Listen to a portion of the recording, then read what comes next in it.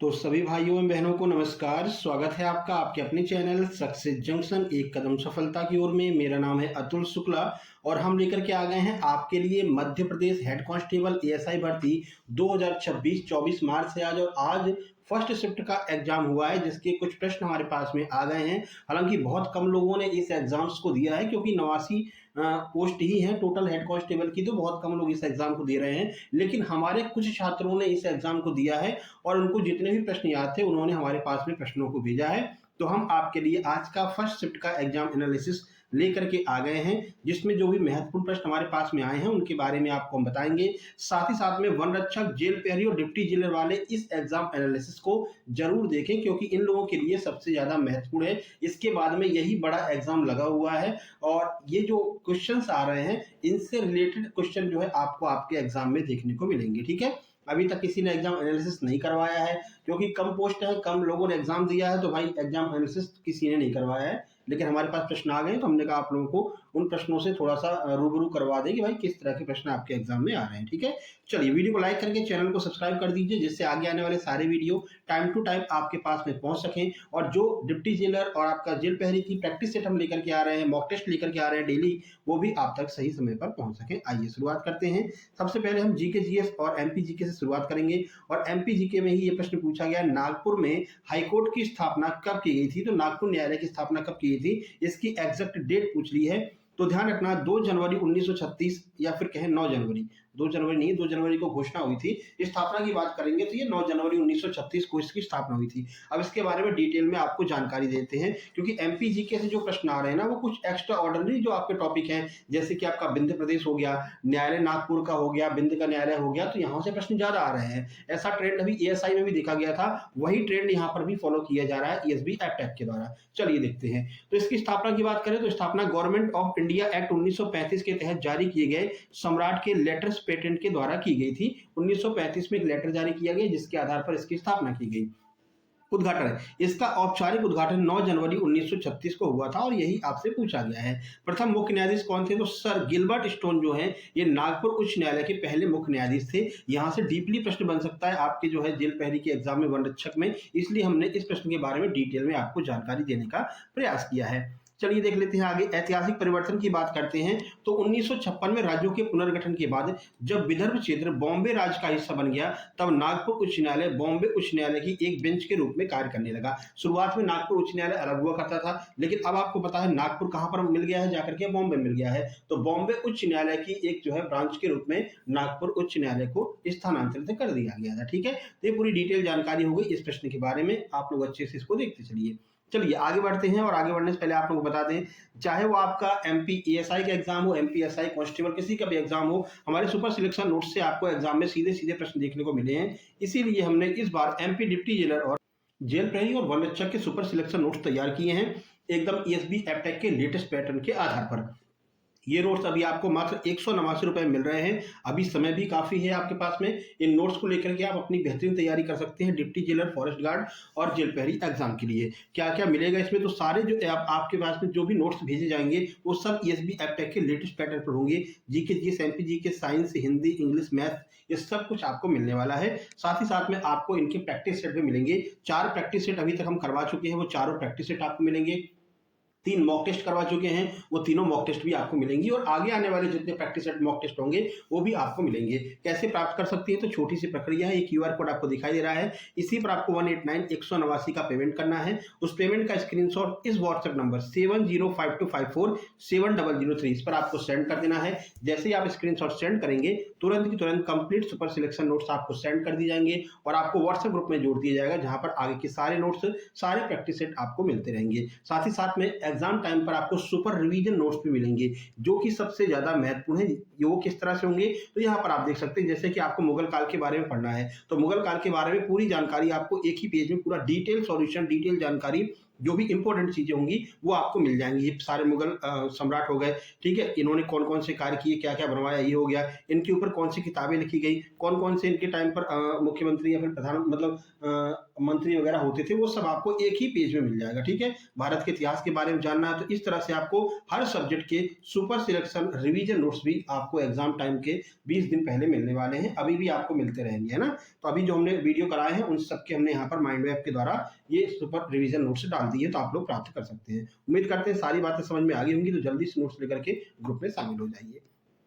चलिए अगला प्रश्न देखते हैं। अगला प्रश्न है आपका, गरीबी हटाओ का नारा कौन सी पंचवर्षीय योजना में दिया गया था। ये बहुत ट्रेंडिंग प्रश्न है, कई बार ईएसबी के द्वारा पूछा गया। तो 5वीं पंचवर्षीय योजना के दौरान गरीबी हटाओ नारा दिया गया था। अब इसके बारे में डिटेल देख लीजिए। गरीबी हटाओ का प्रसिद्ध नारा 5वीं पंचवर्षीय योजना 1974 और 78 के दौरान दिया गया था। इस नारे और योजना से संबंधित कुछ महत्वपूर्ण बातें देख लीजिए, क्योंकि यहाँ से भी आपके एग्जाम में प्रश्न बना था अभी एएसआई में। ठीक है, तो चलिए देख लेते हैं क्या पृष्ठभूमि रही है। देखिए, तो इसके प्रस्तावक, ये जो नारा दिया गया था इसका प्रस्ताव जो है तो तत्कालीन प्रधानमंत्री इंदिरा गांधी जी के द्वारा दिया गया था। उद्देश्य क्या है, तो 5वीं योजना का जो मुख्य उद्देश्य था वो था गरीबी उन्मूलन। ठीक है, रिमूवल ऑफ पॉवर्टी, यानी कि गरीबी को समाप्त करना मुख्य उद्देश्य था। और आत्मनिर्भरता की प्राप्ति का नारा भी इसमें दिया गया था। दोनों चीजें आपको ध्यान रखनी है, गरीबी उन्मूलन और आत्मनिर्भरता की प्राप्ति, ये दोनों 5वीं पंचवर्षीय योजना के दौरान लक्ष्य रखा गया था। तो अब इसका जो है आप पृष्ठभूमि देख लीजिए।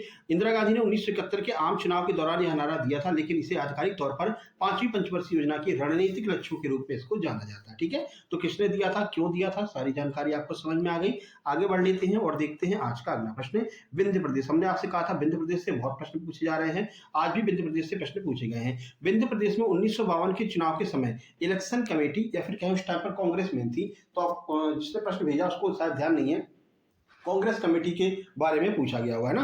तो कांग्रेस कमेटी या फिर इलेक्शन कमेटी के अध्यक्ष कौन थे, दोनों आपको बता देंगे। तो उस टाइम पर थे शंभुनाथ शुक्ला, जो सबसे ज्यादा मेन माने जाते थे उस टाइम पर कांग्रेस में, उन्हीं को बाद में यहाँ का जो है मुख्यमंत्री बनाया गया था। चलिए अब इसके बारे में पूरा डिटेल देख लेते हैं। 1952 के चुनाव के दौरान शंभुनाथ शुक्ल विंध्य प्रदेश में भारतीय राष्ट्रीय कांग्रेस के सबसे प्रमुख नेता थे।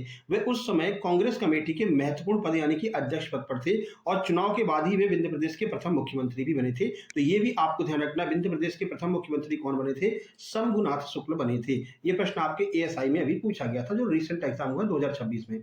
ठीक है, अब देखो कुछ महत्वपूर्ण बातें देख लेते हैं। उस टाइम पर मुख्य निर्वाचन आयुक्त तो भारत के कौन थे, तो सुकुमार सेन, इन्होंने ही पूरे भारत के साथ साथ विंध्य प्रदेश के चुनाव भी संपन्न करवाए थे, और ये पहले इलेक्शन कमीशन के आयुक्त थे। ये भी आपको ध्यान रखना है, ये भी कई बार पूछा गया कि सुकुमार मतलब पहले निर्वाचन आयुक्त कौन थे, सुकुमार सेन। उसके बाद लेफ्टिनेंट गवर्नर की बात करते हैं विंध्य प्रदेश के, तो के संथानम जो है वो मार्च 1952 में इनकी नियुक्ति की गई थी लेफ्टिनेंट गवर्नर के रूप में।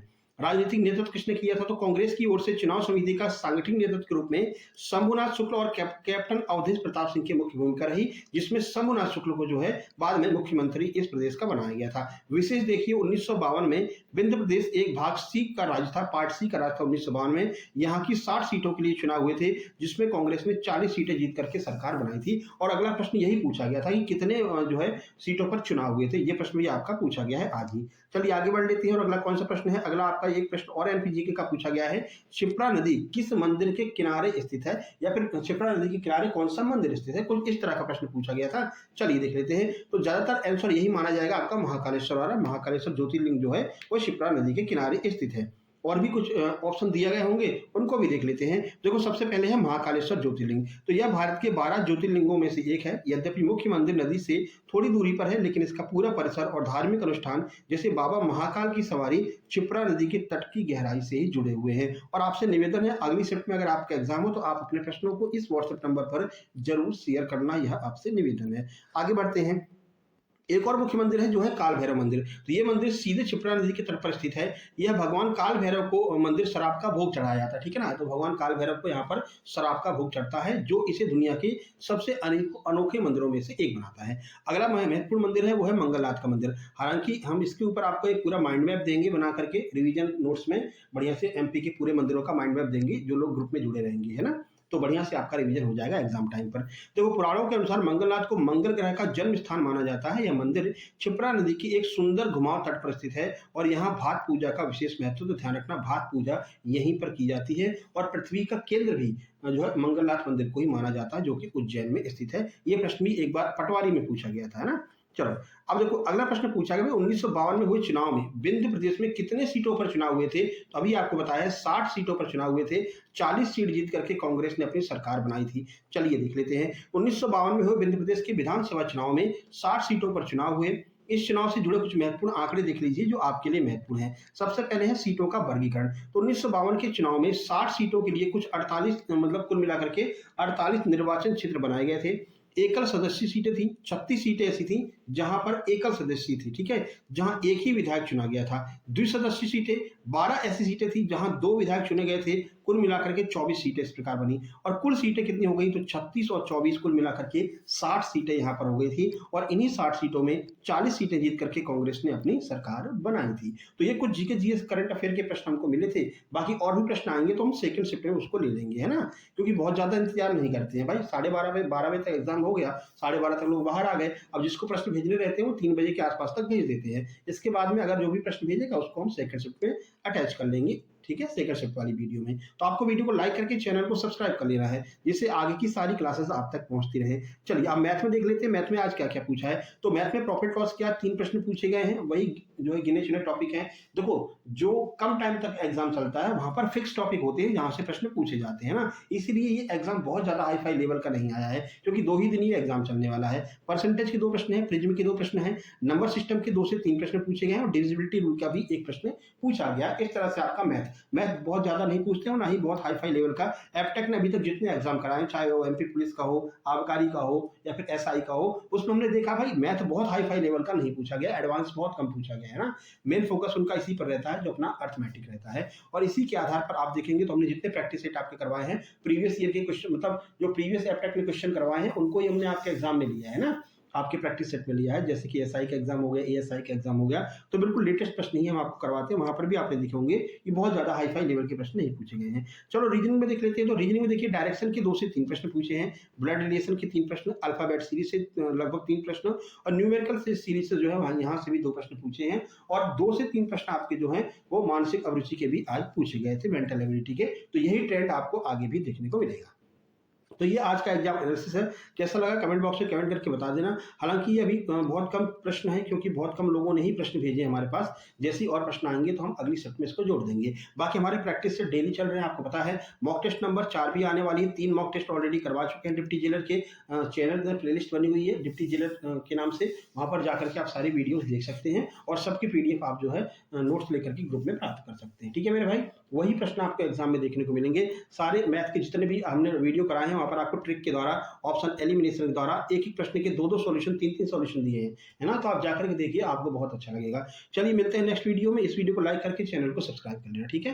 नेक्स्ट वीडियो में मिलते हैं, तब तक के लिए नमस्कार, धन्यवाद। और जो करंट सीरीज हम चला रहे हैं ना, 2 वीडियो हमने करंट सीरीज के करवा दिए हैं जिसमें हम एमपी और भारत की करंट अफेयर को कवर करते हैं, पूरी करंट अफेयर को। जैसे हमने एमपी और भारत की योजनाओं को कवर किया है करंट सीरीज की पहली वीडियो में। कल सेकंड वाली वीडियो में हमने नियुक्तियों को कवर किया है और एमपी के मंत्रिमंडल और भारत की नियुक्तियों को कल कवर किया है। तो वो सब आप देखिए भाई, आपके लिए इतनी मेहनत कर रहे हैं ना। चलिए फिर मिलते हैं नेक्स्ट वीडियो में, तब तक के लिए नमस्कार, धन्यवाद।